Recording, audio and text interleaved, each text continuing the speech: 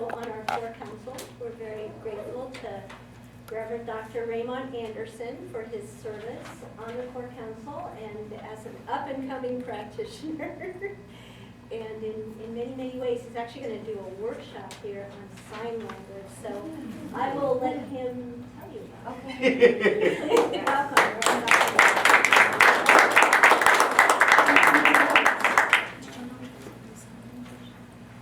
So I'm not going to start off with the sign language thing. I'll tell you about that later. Okay? My first question is, so we're talking about, you have the program, we're talking about God is where?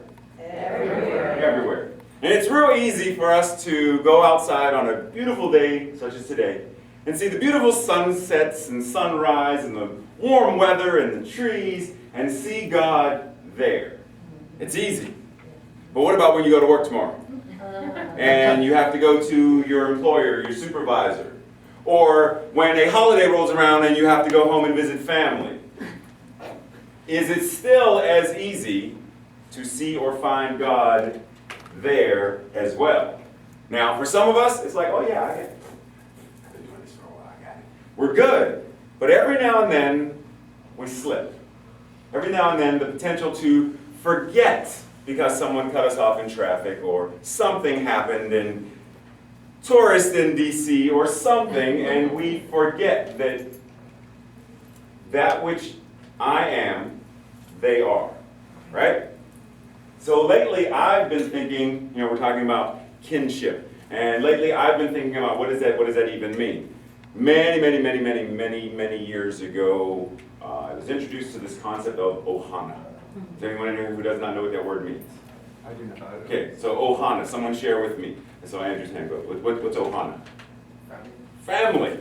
Now, the concept of Ohana, family, as that is spoken in Hawaiian, is not normally the way we talk about biological family. So many years ago, I was teaching martial arts, and a student of mine was getting ready to leave Pittsburgh and go somewhere else and study. He was in college, University of Pittsburgh. And he gifted me with a book by a gentleman named Richard Bach. And the book was called Illusions, The Adventures of a Reluctant Messiah. This book messed me up for a minute. Because there were some things and concepts in this book that, now at this time I was still struggling with Christianity, Buddhism, this just doesn't end.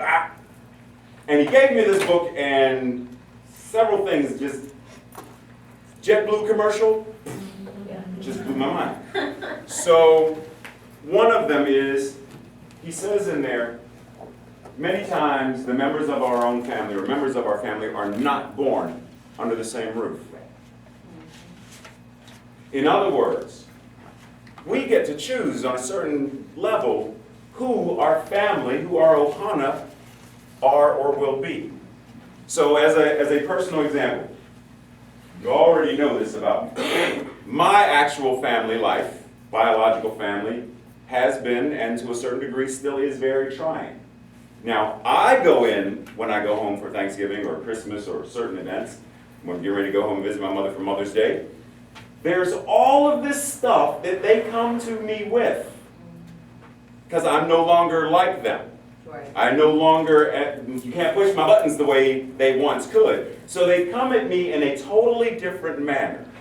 Previously it was, they came at me with punches. Now they're coming at me with kicks. But I'm still okay with dodging it because I'm in a much more grounded place now. So when I say, for each of us, as we're thinking about what does Ohana mean for me? And what does that have to do with seeing God or experiencing God in everything and everyone? Because that's one of the big things. It's in everyone. If we're talking about making this a world that works for everyone, then on some level I have to be able to take that concept of namaste and realize and recognize that even if we don't agree, it's okay. Because I know who and what you are. Because I know who and what I am. Now, recently I read a comment by someone who said that we should stop referring to ourselves as God. Stop saying, I am God. And I understood the concept because oftentimes we let our ego kick in and we stroll around like, I'm God. I'm God. And on a certain level, yeah, you are. But you're not all of God.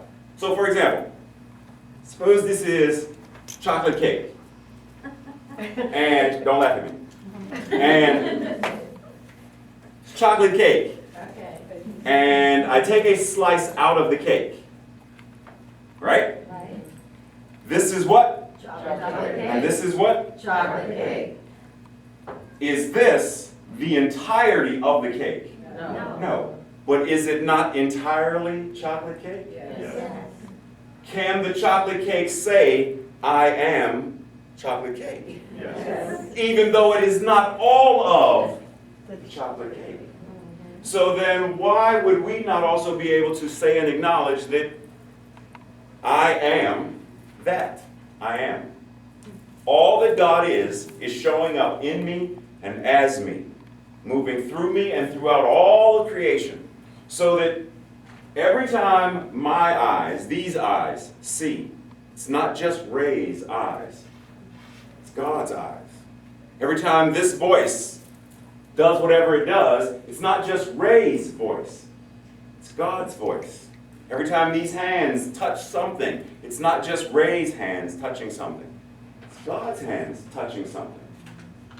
Now, as practitioners, one of the things we learned is that when we treat, there's a certain level of realizing that it's not just me treating here. I'm putting it out into all of creation. So to a certain degree, I'm treating for everyone. So if I treat for you to have health and well-being, the fact that I'm putting this into universal mind, I'm treating for everyone to upgrade to a certain level of health and well-being. If our thoughts and words are that powerful to change and transform, then if I speak a curse, if I speak an insult, then am I also putting forth that into creation? If I refer to someone as stupid, as ugly, as useless, worthless, pointless, then am I not also putting, to a certain degree, am I not also putting that out into creation? If the equivalent would be, I have a garden, and I know that as a practitioner, as a spiritual person, as a person who has principles and spiritual principles, and I'm planting a garden that I want to feed people with. So I'm planting things that I know people eat. We eat carrots and potatoes, and this is the stuff we eat. So it's what we don't eat roses, so I'm not growing roses. I'm growing food because I want to feed people. But then at some point, someone makes me angry. And I go and I say, I'm planting poisonous mushrooms this week. Planting hemlock this week. Put a little poison ivy in there. Looks like lettuce. Nobody will know. Now, I may not be doing this consciously, but on some level, if am I not putting that energy out into creation? And especially if I know that I am the divine. And so are you. Why would I want to send that to you? Why would I not want to send anything but love to anyone the moment I know who and what I am?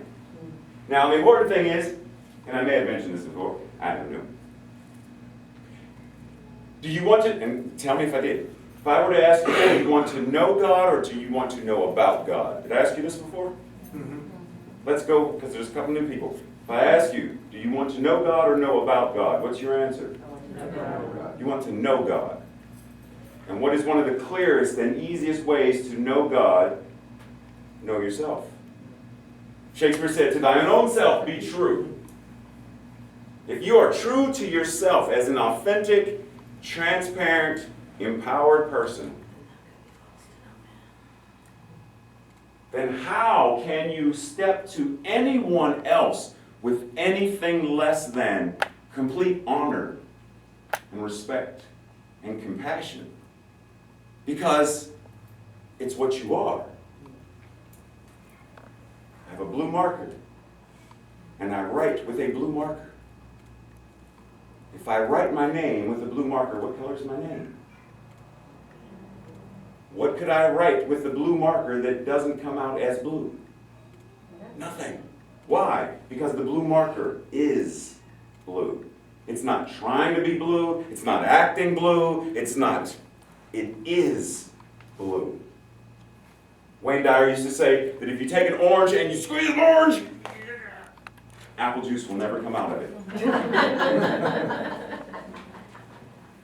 When life happens to us, pressures happen to us, what comes out of us? When something doesn't go our way, what comes out of us? We're squeezing the orange. What comes out of us is based upon what we know that we are. Now there's a certain level of, well, I want to believe. You know, at the beginning of the Science Mind magazine, you know, it has what we believe. There's 11 what we believe, right? Number 6 says, we believe in the unity of all life, and that the highest God and that the innermost God is one God. The highest God and the innermost God is one God. You are it. Because it and it are one. No matter where I take this chocolate cake, does it ever stop becoming chocolate cake? Because ultimately, what it is what it is. Nothing changes that. Now, if the chocolate cake, something happens in the chocolate cake, then, you know, I'm a cupcake. I'm blueberry pie. Really? How? Do you not see where you came from? How could you be anything other than what you came from? Family. You know, I've mentioned before that we share biological DNA, right? So my parents, my mother and father, their DNA is somewhere in this biological structure that is me. Well, if we refer to God as, whether it's Father God, Mother God, Father, Adam, whichever, God as creator, then on some level does or does not the DNA of the universe also reside in us? And I'm not talking biologically. I'm talking about DNA, meaning your divinely natural attributes. Ooh. That part of you that you know is source. If we know this, and we come here on Sundays, and we take classes on Wednesdays, and we do the stuff, what do we do? What do we have as our practice to remind us of this on Monday, while we're in traffic? On Tuesday, while we're standing in line behind someone who has 47 coupons and paying with nickels. On Thursday, when we're attempting to get from point A, it's 3 metro stops. Why is it taking 50 minutes? I could have walked faster. What do we have in our system that says, center yourself, coming back to being present? Any source of discord, any source of suffering is because I'm wanting myself to be somewhere that I'm not. I'm dwelling on the past or dwelling on the future rather than just being present. That's where peace is, always in the present. But when we forget that we're chocolate cake, it's real easy to mumble, grumble, and complain. So, I'm going to ask you something. Tell me what these words have in common for you. Kindergarten. Kinsman. Akin. Kindling. Kind. Kinfolk. Kinship.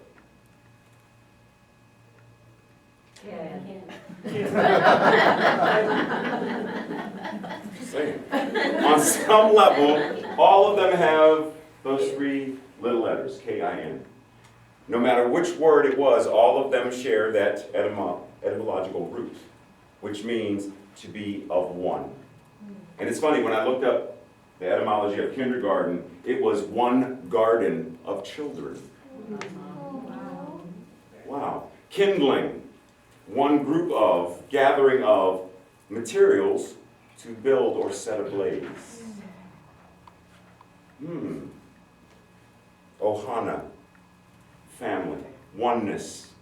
You know, there's a story that's told about an anthropologist who went to Africa and decided, I want to see how the natives play. So he takes a basket of fruit and places it over near a tree and goes and tells the little native children, whoever gets to the fruit first gets to eat it all and enjoy it. And all the kids look at each other, look at him, they take hands, and they all run together. He's like, what did y'all just do? You just messed up my thesis. So he asked them, why did you do that? Why did you take hands and run? Why? And one of them says simply, Ubuntu. He says, what? He says, Ubuntu. What does that mean? I am, because we are. United we stand. Divided we fall, because on some level we believe we are separate from. The moment we stop believing in separation is the moment we realize the truth of ourselves as Christ consciousness. But it's real easy, once again, it's real easy to get lost in the, well, I see me and I see you. Versus, I see me in you, see you in me, see God in both of us because we are one. What is our spiritual practice to remind us on a consistent and diligent basis to, I am because we are. Not just here at the center. Not just here in Washington, D.C. Not just here on this small blue marble floating through space. But I am because we are. You know, the Bible has a passage where it says, where two or more are gathered in my name. Yeah, here's some mm-hmms. Go ahead, finish out the passage. Where two or more are gathered in my name, I am in the midst, or I am there, or depending on the translation. Now, let's break this down for a moment.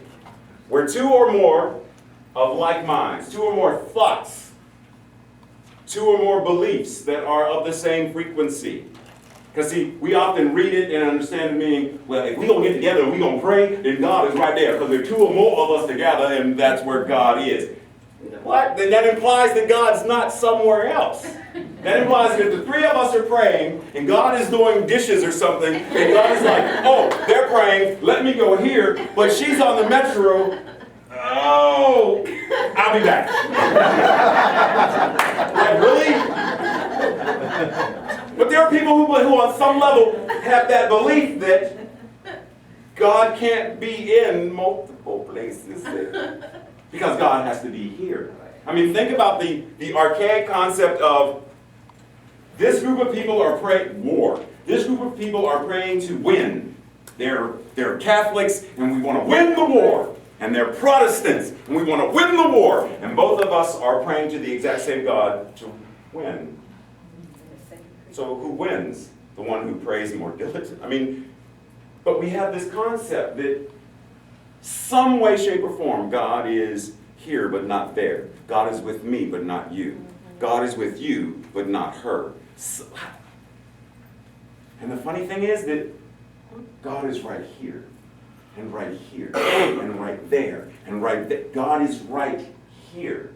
And the moment I align this thought of unity, this thought of oneness, this thought of Ohana, then the nature of, where two or more are gathered in my name, my nature, the nature of unity, the nature of, why do we think names are so important? You know, we remember in Lion King? Simba. Roots, Kizzy. Kunta Kinte. Why is the naming process so important in so many indigenous cultures? Because the giving of a name, I'm just not naming you. Whatever that name means, I am imbuing it in you. Where two or more are gathered in my nature, that which I am, then I'm there. Because when you are doing this, you are acknowledging and recognizing this. That's why it says, going back, we believe that heaven is within, and that we experience it to the degree that we become conscious of it. So if your level of consciousness is, I believe that I'm in heaven. that's where you believe, then that's what you experience. But if you believe, I believe that heaven is, then that's what you experience. To the degree that you, as you believe, it is done unto you. As you believe, as you choose to acknowledge, recognize, and identify in your consciousness. So yes, God is everywhere. Literally, this wall, the candle, the glass, the water, literally everywhere. It is everything. There is nothing, nowhere it's not possible for there to not be something that is not made of God's stuff. But I'm only going to see a table if that's all I'm allowing myself to see.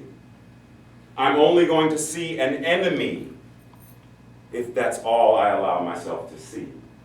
And granted, someone may walk up to you and say, give me all your money. And you get scared.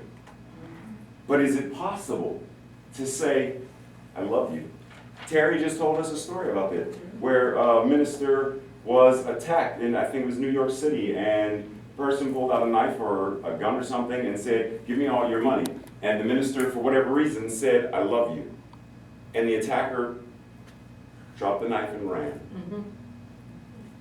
Is it possible to have whatever happens and you be so centered that I'm good? How else could Viktor Frankl survive Hitler's Germany? Seeing the atrocities that were being done around him. And still say, I'm not the one who's the prisoner. The Nazis are. I know they can't touch me. They can touch this. This flesh, they can touch. That's not me. They can't touch me. And the moment he realized that, he realized, I'm free. Whether I get out of here or not, I'm free. But he knew in that moment, I'm going to get out of here. In that moment of clarity, I'm free. And I'm so free, I'm going to live beyond this to take this message to others. And he did. So is it possible that no matter what happens to you, you are strong enough to let it move through you in a way that it is transformed? That when life brings you lead, because of your consciousness, it's automatically turned to gold. That because of your consciousness, nothing external to you can stop you or hinder you, prevent you from growing or evolving or shifting or upgrading. Nothing except for your belief and your choice. So, what are we going to choose starting today, going into tomorrow? Are we going to choose to say, yeah, I heard the talking, but it's Monday morning and I don't want to go to work. And it was 60 yesterday, it was beautiful, and it's raining today, and or are we going to be able to see the rain and realize that the rain also is God? And that even though my personality self may not like rain because I don't like being cold, somebody somewhere loves this. And I can love them. And if I can love them, even though I don't like this, then I can walk through the rain with my umbrella up, my head up, and a smile on my face. Because God is all there is. Everywhere, fully present, always. So it is.